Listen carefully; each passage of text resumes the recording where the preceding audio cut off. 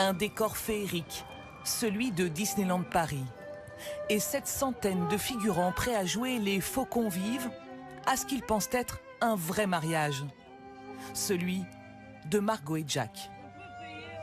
Parmi eux, Yéline, intermittente du spectacle. À son arrivée, tout est en place. Musiciens, caméra, un gâteau gigantesque à l'effigie du château de la Belle au Bois dormant.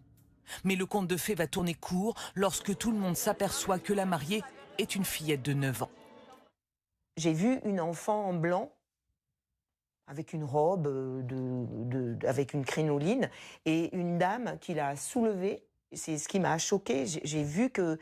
Je me suis dit, mais elle est super légère, en fait, cette enfant. Moi, j'ai pensé que qu'on était mis en présence d'un vrai mariage d'une enfant, en fait. Et tout le monde a pensé ça, hein.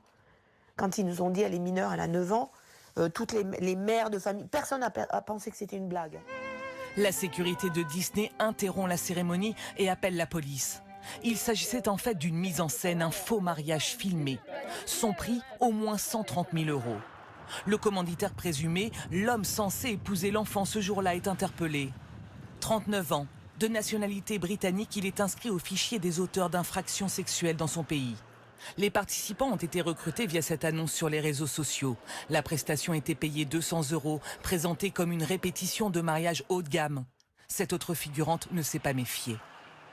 Tout le monde s'est fait avoir dans cette histoire-là, quoi. Et nous également, on s'est fait piéger par eux, enfin par le commanditaire de ce faux mariage.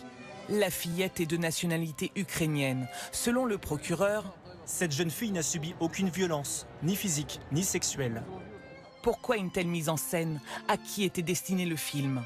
Le faux marié a été écroué pour escroquerie. Il est aussi témoin assisté pour corruption de mineurs.